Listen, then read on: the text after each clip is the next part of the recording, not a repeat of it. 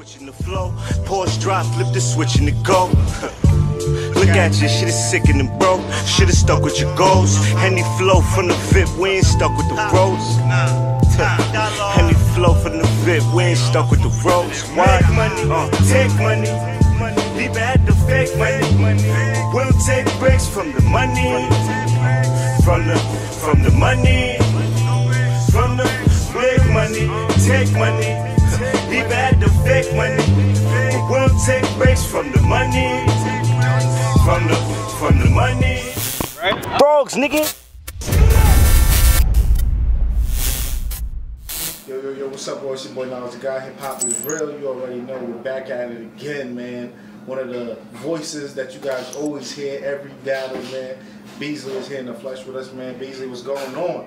Oh, man, I'm excited, man. You know, I'm just gearing up for this weekend, Saturday, December the 9th. Smack Volume 1. Order the pay-per-view. This is a pay-per-view event only. Please don't call for tickets. Don't try to purchase any. There are no tickets. Your ticket is your pay-per-view stream, which you can purchase at watchbattlelive.com. Saturday, December the 9th, 4 p.m. Eastern Standard Time. It goes down. Make sure y'all log on to check it out. Beasley, man, one thing I gotta say is you guys don't take breaks, man. Do you guys sleep? You know, I remember January, you guys popped it off, Bourne Legacy, you know what I'm saying? 4, 5, no. Yeah, I think I'm going to try to count the events. Pardon me if I skip any. All right? For 2017, URL has done Bourne Legacy 4, Bourne Legacy 5. I might not be going in the proper order. Bourne Legacy 4. With PGs involved in those too. Bourne Legacy 4, Bourne Legacy 5. Double Impact, Gnome, Ascension, Bourne Legacy Supreme, Summer Madness, Traffic, Smack Volume 1, that's 9, Survivor Series, out in LA with KG, that's 10. Might have done one more Survivor Series, and then at least 4 or 5 PGs. So we did about 15 events this year. You know what I'm saying? Exactly. It's the most we've ever done. Real actual events with people coming through and purchasing tickets. So it's definitely an honor and a blessing that people care about the culture this much to come out and support. So salute to the fans as well. But this is the most we've ever done in 1 year in terms of events. I think this is the most that anyone has ever done in 1 year. Nah, it's crazy. One thing I gotta say, Bees, I know the year before, you know, Smack felt a little way about not having Summer Madness the way he wanted it. So he doubled up, giving us the 2 gnomes back to back, and you guys just really went in. What was the mindset just for the year? You know what I'm saying? Was it like, was it that the main motivation that pushed y'all to do so many events? Well, you know, initially we skipped Gnome, we had skipped Summer Madness because we didn't feel that we had the right battles in play or the right energy around doing those particular events. And we like to go into those events with a good level of energy, at least one headlining match. But I think in us stepping back and taking that time, it was able we were able to come out on top either way. I think it was a good thing rather than push it and come out with a subpar product. I was happy that we postponed those events and did them when we felt that the time was right. And, you know, it ended up working out for us in the long run. So we're happy about it. Also, did that also go into like so many new guys coming in and trying to break so many different people and giving opportunities? Because one thing that is, I know the roster and trying to get in it is not easy. You guys gotta fall back on people being disgruntled or unhappy about positioning and things like that. You know what I'm saying? Everyone is, you know, trying to get into one door.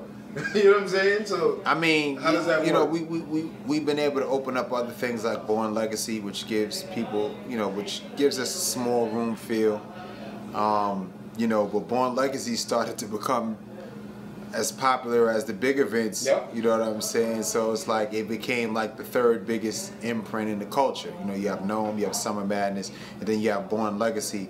If you want to talk viewership and actual turnout and participation from fans actually attending the events, Bourne Legacy is number 3. You know, we haven't done Bourne Legacy since Bourne Legacy Supreme.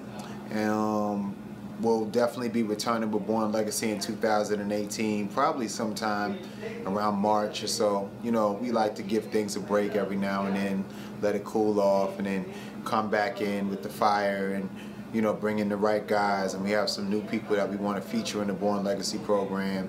And a lot of veterans have been contacting us in regards to participating in Bourne Legacy because they like the feel of it. So, you know, it's just a great opportunity for us to do events and for us to give the fans in the public events from URL that they can appreciate. And it seems like a lot of the battlers, man, they appreciate the Bourne Legacies because they feel like, yo, this is not just a regular event, you know what I'm saying? This is one of those ones that could make or break you or take you to the next level. When dealing with everything that, especially when it comes to the artists, what's the hardest part for you? Because one thing I notice about you and speaking to other people, you're very hands-on. You talk to the battlers, you talk to other business owners and everybody. Like, you really open yourself up for dialogue and things like that. What are some of the hard things in dealing with that, or, you know, having all these people coming at you and needing something, or, you know what I mean? How do you deal with that? Man, it's just multitasking. I mean, sometimes it gets difficult, you know. I'm a human being like everybody else, so, you know, I mean, I have my breaking points, but, you know, I like to help, and I also like to talk to people, because when I'm talking to them, I'm learning from them also. You know, I don't have all the answers. You know, URL is not perfect, and I'm no guru. But in the same token, you know, I always believe when you talk to people and you give them energy and advice from yourself, you don't even realize the knowledge that you have inside you until someone asks you about it and brings it out of you. So I learn things about myself when I talk to certain people, and also they have different, sometimes they give me pointers on things that they think that we could improve, or, you know, they may give me their perspective that may change my perspective. So you're always learning from everybody, you know what I mean? It doesn't matter where you feel someone is at profile or status wise, you can always learn from them. You can learn from people who are more successful than you, and you can learn from somebody on the ground level just starting out. You know, everything, you know, everybody starts from somewhere, and people are innovative, they have ideas, and, you know, you never know what you can learn or what you can gain by talking to people. So I'm always open to learning from different people. The reason I said that as well is because I read like a comment or something where a fan said, "Damn, URL is like the most forgiving league out here. They got Hitman, Holiday, they got B." That was more when you guys announced the B Magic thing. Right. Now, how do you guys do that? Like, you know, where it goes crazy. Hitman saying he don't mess with y'all not family, or this, that, and the third, and the thing with B Magic starting it more like a yeah. And all that, just to bring it back to this point. I mean, at the end of the day, you know what I mean? As long as nobody gets hurt, nobody puts hands on anybody, things can be fixed, you know? It all depends on the situation and time. Time heals wounds. And you also just have to take into account what the people want to see sometimes, you know what I mean? And I thought that, you know, B Magic had contacted us behind the scenes. And him and I were talking, you know, just trying to rectify the situation without even him trying to be back on URL. You know what I mean? So we were just talking, making things right. And, you know, we had both spoken like men and apologized to each other about the things that transpired during that time period. I was very upset. You know what I mean? I said some things about him. He did some things that I didn't appreciate that affected us greatly.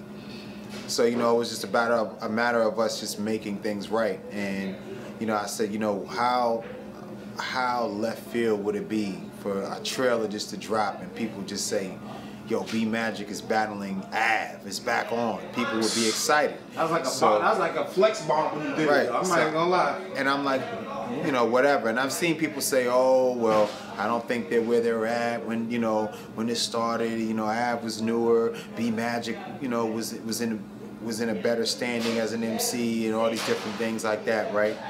But the thing is, you can't take away their talent.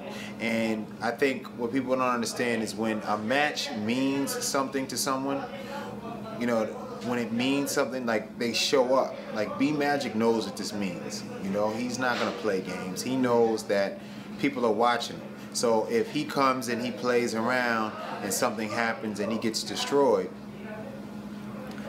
people can echo that against him forever. They'll say that'll be the narrative. Yeah, he wasn't ready. So he's not going to let that happen. And this is a really good way for him to turn some things around if anyone has any negative things to say about him. And in terms of Av, you know, people can say, if Av knows if he loses, people can say, oh, he wasn't that good. It was just hype at the time. You know, and now he has a chance to show that he's really that good. So I think both of them have something to prove, and I believe that both of them will show up on the highest level. And I think it'll be a win-win for everybody, themselves, us, and the fans. When you knew that, you know, you and B-Magic got a chance to rectify that situation and put everything behind you, how did you feel knowing, like, yo, I'm really about to drop this bomb? Like, you know what I'm saying? What was your mindset? You know, it was exciting. It was exciting. I said, you know, everything is about energy. You know what I mean? Energy, and just actually selling what, and believing, and then selling what you're trying to get across to the people, or what you're trying to convey to the people. So, I was excited about it. I knew it would work. I knew people would like it. I knew people would be excited to see it.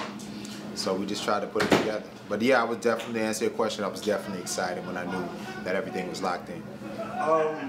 And like, to be honest, man, I know URL, just me being, you know, reporting and doing things like that for the sport, it's always like a family type thing. Regardless of it being business, you treat these guys like your brothers nonetheless. You know what I'm saying? All the time. You show me the same love and respect and things like that.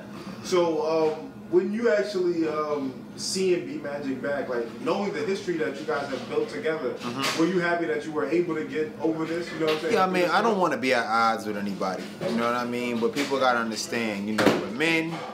You know what I'm saying? We running a business. That's how we feed our families. You know what I mean? This is what we do. This is what we enjoy doing. We get a joy out of just actually presenting it to the people. I get excited when I have trailers and people don't know who's battling, and I drop the trailer and everybody's hype, and I look back at the comments and everything. You know, that's fulfilling to me. You know what I'm saying? So, you know, at the end of the day, man, I don't want to be at odds with anybody, but at the same time, I'm always gonna stand up and fight for mine on all levels. You know, especially when it makes sense. So if you do something that I feel is out of bounds, I'm going to talk about it. You know, but there's a lot of stuff that people do that's out of bounds that I don't report on. Just as, you know, B-Magic and I are reconciling behind the scenes, there's no need for me to turn the camera on and say, oh, me and B-Magic are friends again. Oh, we're cool.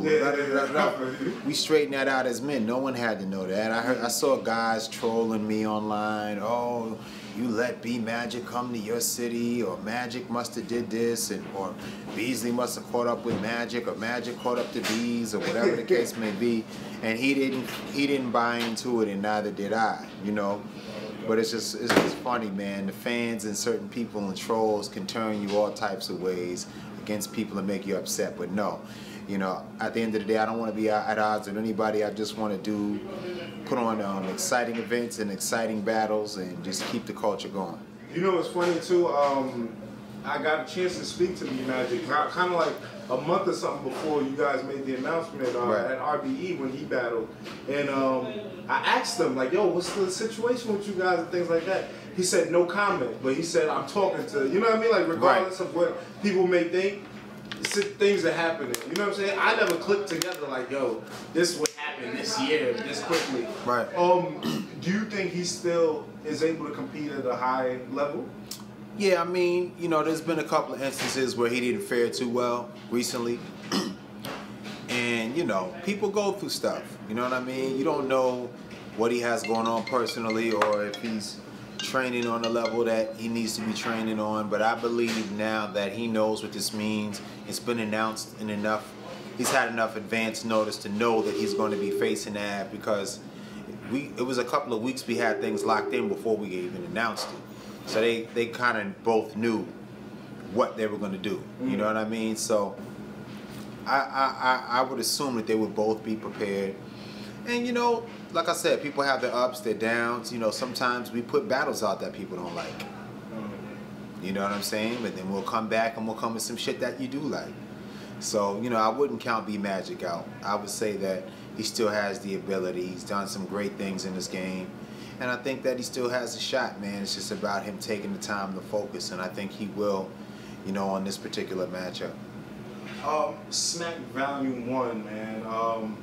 You know, right after you guys come from LA, which was another tremendous event, you know what I'm saying? I wasn't able to make it to LA, but I was there at the pay-per-view, so I felt like I was in the building, you know what I'm saying? It looked electrifying. What made you decide to not just end it off like that and just saying, okay, we had a great year, you know, let's wrap it up for next year? I mean, it's about momentum and energy, man, at the end of the day. And, you know, we've already been doing so many events. It's like we have a certain momentum right now, you know what I mean? Where there's so many people who want to battle, and there's so many, you know, the demand is growing that we have to try and meet the demand, you know? I know I always use UFC as an analogy, but like when they first started out, you know, they would do them 3 times a year, 2 times a year, and then month after month, and then, you know, the demand grew. Now they're on every other week. Yep. And, you know, we're trying to follow the same motto and trying to do as many events as we can possibly do, because, you know, sometimes people love certain cards, sometimes they hate others, sometimes you shoot battles and everybody just had an off day. You know, so you have to have a lot of material in the marketplace to keep the people satisfied and keep them intrigued and interested in what you're doing. So, you know, we're just doing a lot of events all the time. You know, there's all different types of guys that want to battle. So we're going to try to do as many as we possibly can. I wish we could do more, but we'll get there. Smack Volume 1, man, what made you guys decide to bring it back to that essence? You know what I'm saying? Like, you know where it started from, you know, Mook and Party Arties and, you know, J Mills, Castro and Diddy, you know what I'm saying? Yeah, I mean, Smack Volume 1 was just something where we were listening to fans, and a lot of times, you know, we love the big room events, you know what I mean? But, you know, now we're just trying to really bring it back. I mean, Bourne Legacy is a smaller event, but this is something that is really small. You know what I mean? Maybe 50 people present. You know what I mean? Something along those lines. And I think what this does is it gives us a certain level of control over a few different elements. One, there'll be no Facebook, Twitch, you know, Periscope of the battles. You know, I can't see 1,000 people with phones in the event, but 50, 60 people in a room, I know exactly who's doing what. So it cuts down on bootlegging. That's number one. Number two, it gives us a chance to really give a clear analysis of each MC, because there's not the gas, you know what I mean? Or there's no, you know, sometimes in a big room you don't hear every bar, but the momentum and the energy that you're feeling, you feed off of other people. Now you can see how people stand up and perform in a closed room environment where it's very quiet, where you're talking directly to the opponent, and, you know, you may not have the constant cheering, and you may have to run through your rhymes for a long time before you get a reaction like you would in the big room. So, you know, it's a different type of crowd control, or different, you know, different form of control, just a small room control that you need as well to captivate the people in that room. Maybe you have to speak from the heart more, show more emotion to get the people involved. So it's definitely a different style and a different format for guys to experiment on. And I think that, you know, that and you just the heavy hitters on and that it wasn't just like the feel. Yeah, it's the feel big, too, like, man. You got Briz, Red, like that's not like a regular small room. Like that's something you would never expect to go down in a small. It was tough, just, you know, just because of the money and everything. You know, I could imagine, really, like, these we're guys not selling tickets, but I do want to have certain things that have the integrity of the product, you know what I mean? Where, you know, it's just about us really capturing this in a way that it hasn't been shown in a long time. And I think the nostalgia of it is what has got people so excited.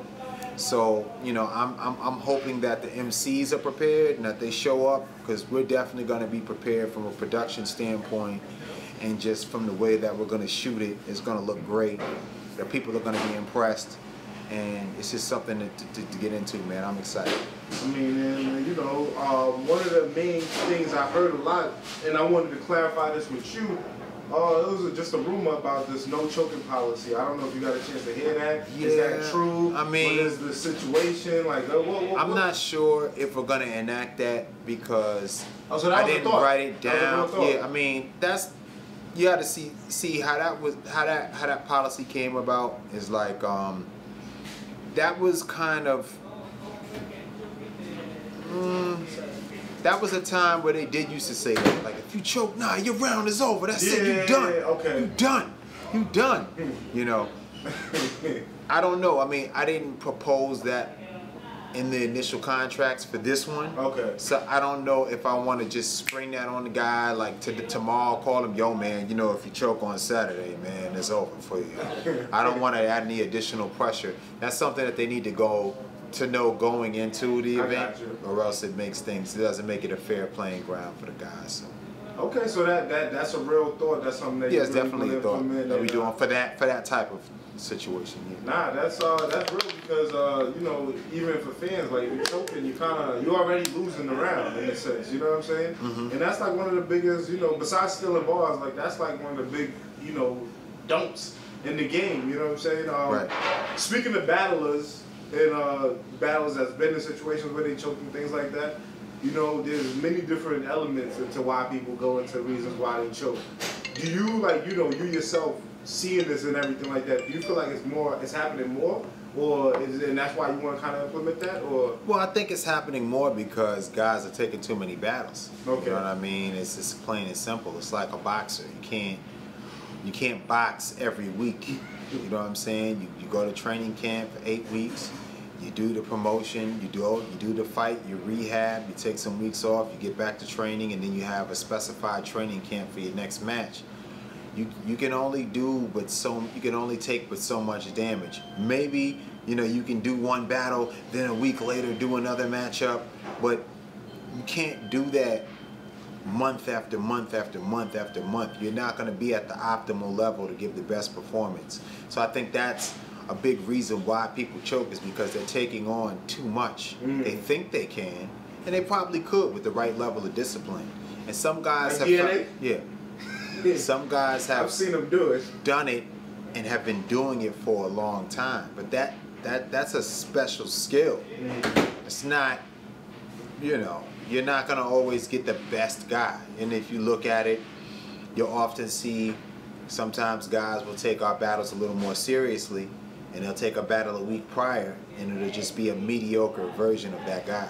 Well, like, I was just at CGBL with Twerk and everything like that. He said it himself. I got a chance to speak to him.